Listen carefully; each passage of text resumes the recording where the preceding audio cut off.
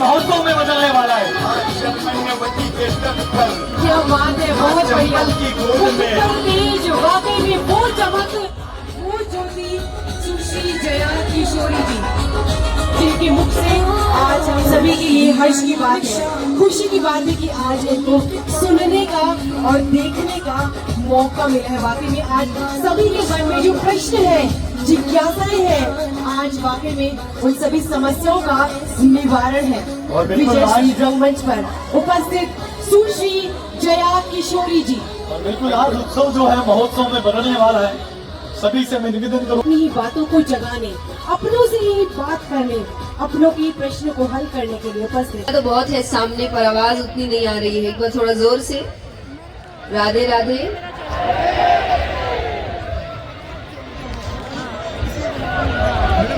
आइए सबसे पहले, क्योंकि मुझे ऐसा लगता है कि आज के समय में व्यक्ति के पास खुद के लिए समय नहीं है, वो इतना व्यस्त है। इस दौर में अगर कोई आपके लिए समय निकाल रहा है, ये बहुत बड़ी बात है।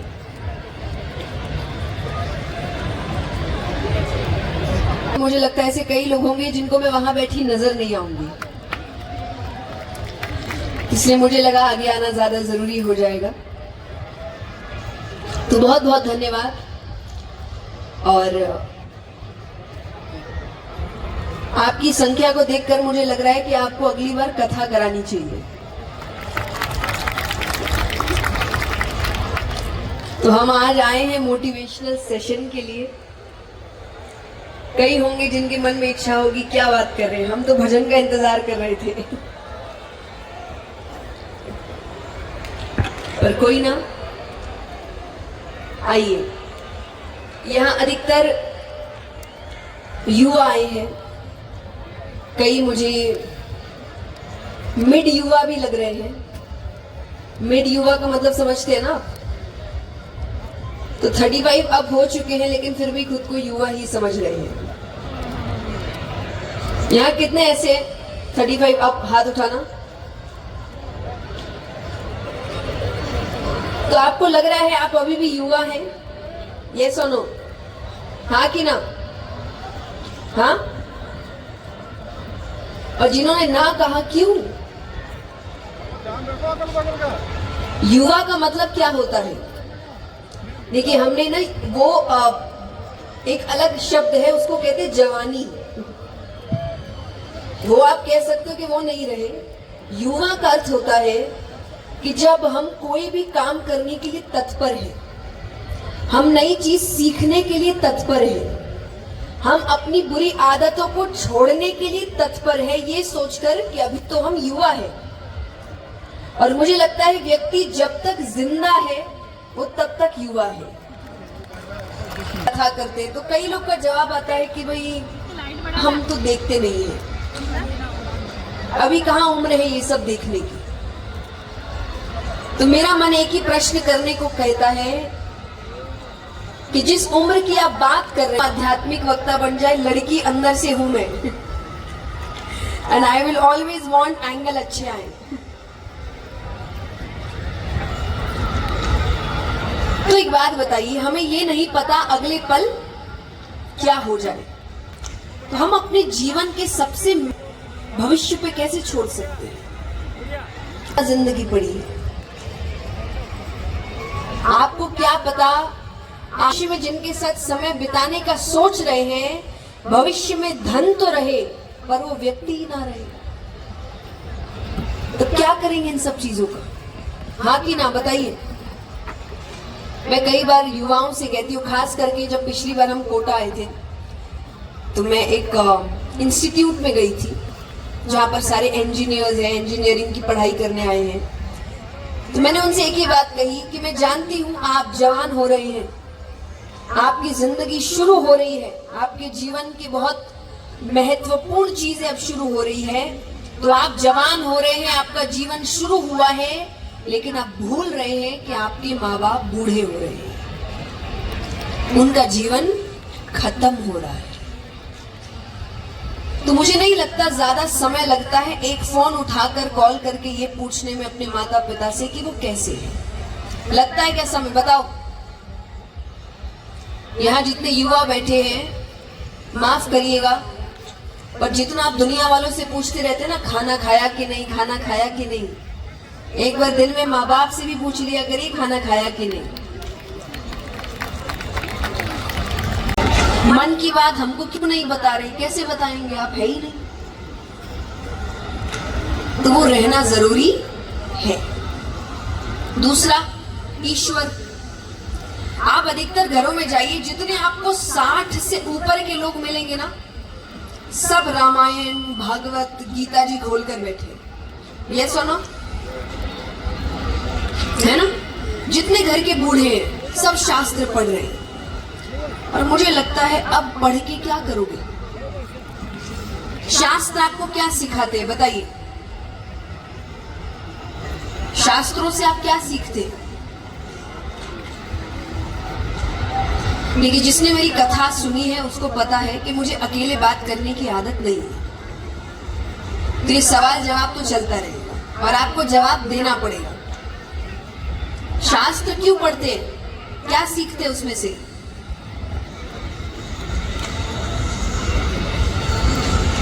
जीवन जीने की कला। हम शास्त्रों से सीखते हैं जीवन जीने की कला, पर ये आप सीख कब रहे हैं? जीवन ही खत्म। आप सीख के क्या करेंगे? आप भक्ति करने की बात उठती है, व्यक्ति भजन कब कर रहा है? जब उसके हाथ पैर काम नहीं कर रहे, आवाज ठीक से नहीं निकल रही, और उस कांपते हुए हाथ पैर में वो कहता है अब हम भगवान को बुलाएंगे। ऊपर बैठे भगवान भी कहते होंगे अब मैं बुलाऊंगा। तुम्हारा बुलाने का समय गया, अब मेरे बुलाने का समय। तो इस वक्त आप बुला के करेंगे क्या? तो आपको समझना है कि शास्त्र पढ़ना, भगवान की भक्ति करना, ये बुजुर्गों का काम नहीं है, ये युवाओं का काम है। अर्जुन बुजुर्ग नहीं थे, भगवान ने गीता जी का ज्ञान उनको दिया। अगर बुजुर्गों को देना होता तो बुजुर्गों को देते ना, युवा को दिया। क्यों? क्योंकि यही समाज बदलेगी। आप पूरे जीवन गलतियां कर करके अंत में शास्त्र खोल के बैठ जाएंगे, आपको क्या लगता है आपको मोक्ष मिल जाएगा? इससे अच्छा ये नहीं कि जीवन की शुरुआत से पढ़ना शुरू कर दे, तो समझ तो आए क्या सही है और क्या गलत है। अब कई बार लोग कहते हैं कि भक्ति में कैसे जाए? कोई गलत बात करेगा तो क्रोध किसको नहीं आता है? पर क्रोध करना है कि नहीं करना है, ये पावर मेरे हाथ में। एक आध्यात्मिक व्यक्ति क्रोध करने के बाद कभी नहीं कहेगा कि अरे वो गुस्से में निकल गया, नहीं। वो गुस्सा शांत होने के बाद भी कहेगा मैंने जो भी उस वक्त कहा मैं आज भी उन बातों पर टिका, क्योंकि वो क्रोध में ऐसी बात नहीं करता जिसको लेके बाद में वो पछताए। और हम सब ये करते हैं, हाँ कि ना? यहाँ कितने जिनको लगता है कि उनको बहुत क्रोध आता है, वो शॉर्ट टेम्पर्ड है, जल्दी से गुस्सा आ जाता है? हाथ उठाना, किस किस को लगता है? सब झूठ है, सब झूठ। मैं नहीं मानती क्रोध आ जाता है, क्योंकि अगर आ जाता तो सबके सामने आता। व्यक्ति अपने सामने कौन है ये देख के गुस्सा करता है। अगर उसको पता है कोई मुझसे ज्यादा शक्तिशाली है, मुझसे ज्यादा पावरफुल है, अगर इसके सामने गुस्सा दिखाया ये तो मेरी बैंड बजा देगा, तो व्यक्ति शांत खड़ा रहता है, चुपचाप, कुछ नहीं बोलेगा। जहां उसको पता है सामने मेरे से कोई कमजोर है या मेरा अपना है, तो वहां अपना पूरा गुस्सा निकलता है। और ये अच्छी बात है, बताइए, ये अच्छी बात है। आज आपकी सबसे पहली जिम्मेदारी अगर किसी के प्रति बनती है तो आपके परिवार के प्रति, और आप बाहर का सारा कचरा उन पे ही निकालते हैं। और सबसे बड़ी विडंबना देखिए, वो क्रोध करने के बाद व्यक्ति कहेगा यही तो प्यार है, तुम्हारे ही सामने तो कर पाते हैं। और मुझे लगता है ये कैसा प्यार है, फिर हमको बाहर वाला प्यार दीजिए, जहां आप इतना सोच समझ के बात करते हैं, अपना लहजा समझ के बात करते हैं, और हमारे सामने आप कुछ भी नहीं देख रहे। और यहाँ पे कोई एक जेंडर की बात नहीं हो रही कि सिर्फ पुरुष ही ऐसा करते हैं, नहीं, जो भी बाहर किसी काम से जा रहा है वो यही कर रहा है। तो पति पत्नी पे गुस्सा कर रहे हैं, पत्नी पति पर गुस्सा कर रही है, बच्चे माँ बाप पे गुस्सा कर रहे हैं, माँ बाप बच्चों पर क्रोध कर रहे हैं। और ये सब क्रोध कहाँ का है? बाहर का, क्योंकि उनके सामने करने की हिम्मत है नहीं। तो एक बात याद रखिए, आप जहां भी काम करते हैं ना, आपसे एक तो गलती हुई और उनको 5 मिनट नहीं लगेगा आपकी जगह पर आपको हटा के किसी और को बैठाने, ये सुनो। लेकिन वही आपके परिवार को आपको हटा के वो स्थान किसी और को देने में कितना समय लग जाएगा? जीवन भर लग सकता है, कोई कोई तो शायद कर भी ना पाए। असल में खुश रखना किसको चाहिए? परिवार। और सबसे ज्यादा दुखी हम किसको करते हैं? परिवार। ये सोचकर ये तो अपने समझा देंगे, मदद करें। सबसे कम अपने परिवार को जितना खुश रख सकते हैं, उनके साथ जितना समय बिता सकते हैं करिए। क्यों? धन वापस आ जाएगा, काम वापस आ जाएगा, गया हुआ व्यक्ति कभी वापस नहीं आएगा। सबसे कम कोविड ने हमें ये तो सिखाई दिया। कोविड में बहुत लोगों के काम खराब हुए, हाँ कि ना? धन का नुकसान हुआ, हाँ कि ना? वापस पटरी पर आ गए ना? आ गए कि नहीं? काम पे, धन पे वापस सब पटरी पे आ गए। पर जो अपने उस वक्त चले गए वो आ गए क्या? यानी प्रकृति ने भी आपको बता दिया कि जीवन में महत्वपूर्ण कौन होना चाहिए। अगर फिर भी हमें समझ नहीं आ रही है तो भगवान कहे फिर मैं कुछ नहीं कर सकता, क्योंकि आप किसी रास्ते के गड्ढे में एक बार गिरे। ये बेड टाइम स्टोरीज तो सब पढ़ते हैं, हाँ कि ना? सिंड्रेला, स्नो वाइट पढ़ी होगी। कौन सी कहानी पढ़ी? बताओ। मछली जल की रानी है, ये सब क्या काम आया? कोई काम आया? यही उस वक्त श्री कृष्ण की कहानियां सुना दी होती, श्री राम की कहानियां सुना दी होती, तो जीवन बदला नहीं होता। बताओ।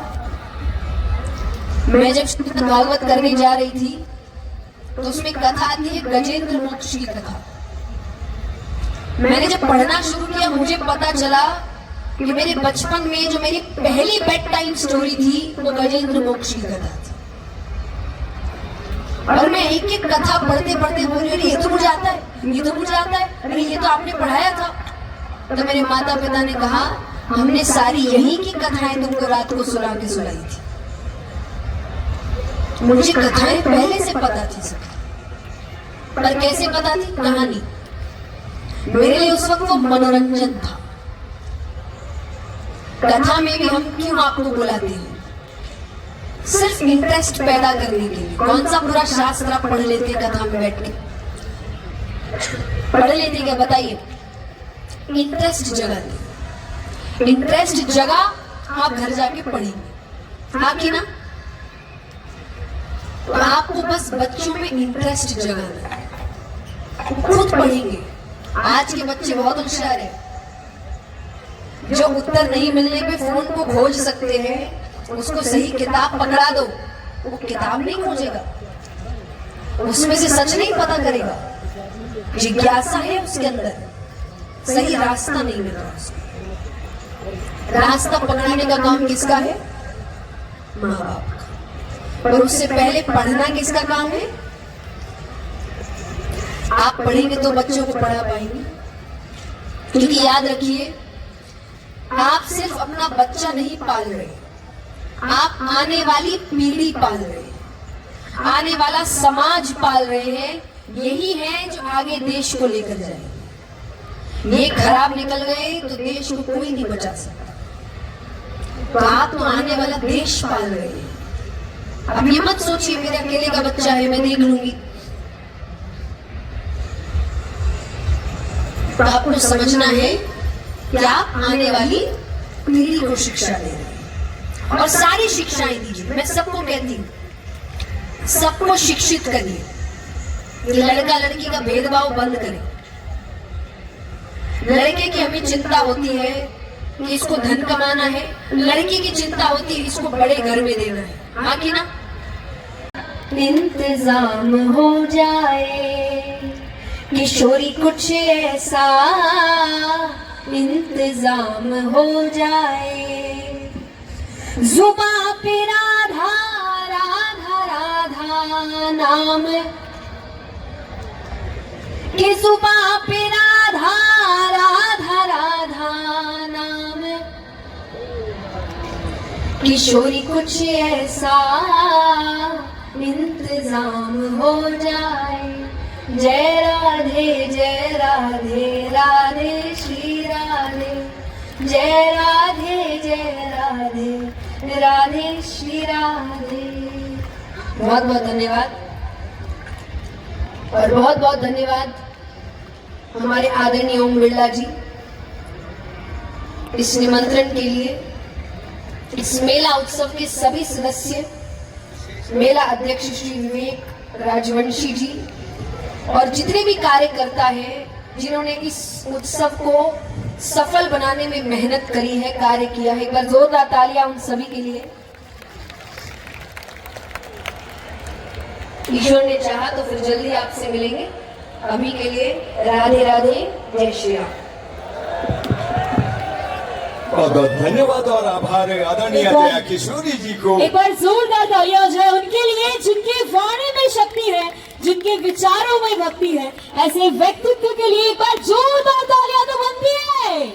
जोरदार तालियों के साथ उनका स्वागत, अभिनंदन। सकारात्मक ऊर्जा हमने महसूस की, सकारात्मक शब्द हमने महसूस किया आज की शाम में। बहुत बहुत अभिनंदन आपका, और बहुत बहुत आभार इस तरीके की सकारात्मक माहौल बनाने के लिए। इन युवाओं के लिए सबसे प्रेरणादायक स्रोत आप हैं। लाखों लोगों की प्रेरणाएं हैं, और मेरी भी प्रेरणा आप हैं। हमारे बीच में आप पहुंचे हैं, तो आपका यही कहेंगे हम कि जब भी जी चाहे पुकार लेना मुझको, मैं गया वक्त नहीं कि फिर लौट के ना आ सकूं। प्रभु कृपा होगी और फिर से कोटा नगरी में हम आपको सादर आमंत्रित करेंगे। बिल्कुल, और आपके लिए एक तोहफा भी है। स्केचेस एक नहीं, शायद बहुत सारे स्केचेस हैं आपके लिए।